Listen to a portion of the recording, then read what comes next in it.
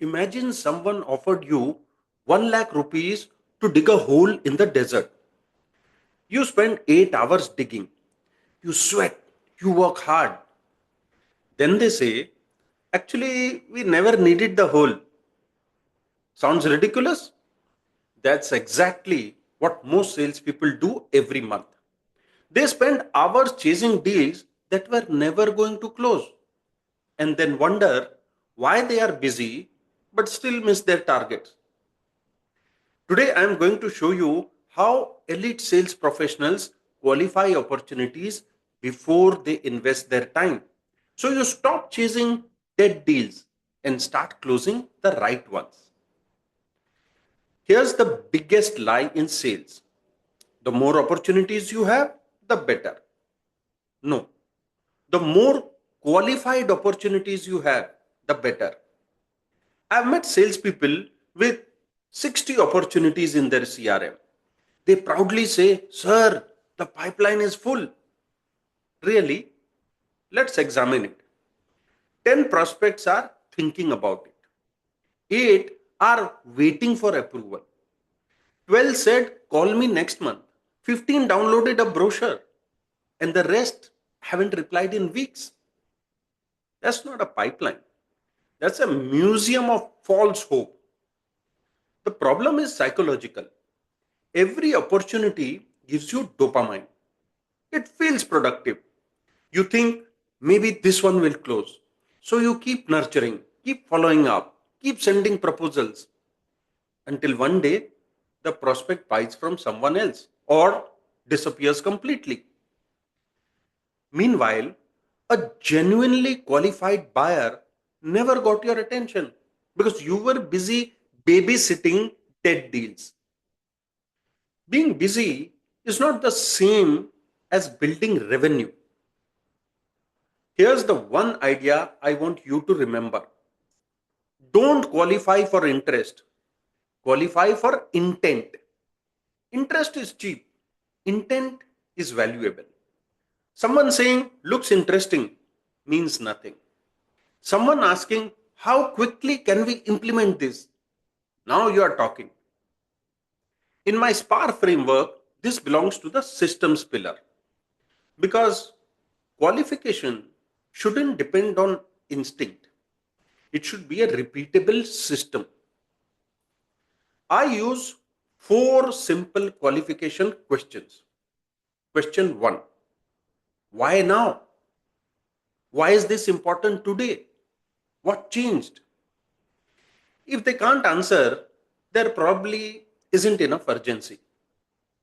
Question 2: What happens if nothing changes? This is my favorite question because if nothing happens, nothing will happen. If they say, we'll continue as we are, that's not pain, that's comfort. Comfort rarely buys. Question 3: Who actually makes this decision? Not who am I speaking with, but who else needs to say yes? High ticket sales are rarely one person decisions. Spouse, finance, CEO, business partner, parents. Miss one stakeholder, lose the deal. Question 4: What's the next commitment? Not I'll follow up next week. That's weak. Instead, ask what's the next logical step for us? If they won't commit to the next step, they probably won't commit to the final decision either. That's it. 4 questions. Not complicated, but incredibly powerful. Let me give you an example from the automotive industry. A dealership had 2 sales consultants. Both received an inquiry for a premium SUV. The first consultant got excited. He immediately booked a test drive, prepared finance options, created a quotation, called every 2 days. After 3 weeks, nothing. Why? Because the customer was just exploring. No urgency, no budget approval, no family discussion, no buying timeline. 30 hours wasted.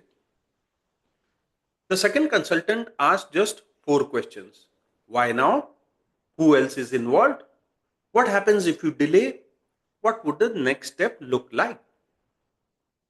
Within 15 minutes, he discovered the customer wasn't buying this year. So he politely stepped back. Instead, he invested those saved hours into another prospect. That buyer had already sold his old car, needed delivery before Diwali, and his loan was pre approved. Guess which deal closed? The second one. The difference wasn't better selling, it was better qualification. Here's your challenge. Open your CRM today. Look at your top 10 opportunities. Ask yourself honestly, if I were starting today, would I still spend time on this deal? If the answer is no, archive it. Protect your time because elite salespeople don't close more deals by working harder. They close more deals by saying no to the wrong opportunities much earlier. If this video helped you rethink qualification, subscribe to the channel. On this channel, I share practical strategies from my SPAR framework to help sales professionals and entrepreneurs sell smarter, earn more, and grow faster with less stress and less wasted effort. And before you leave, tell me in the comments, what's the biggest qualification mistake you have made that cost you a deal? I'd love to hear your experience. And I'll see you in the next video.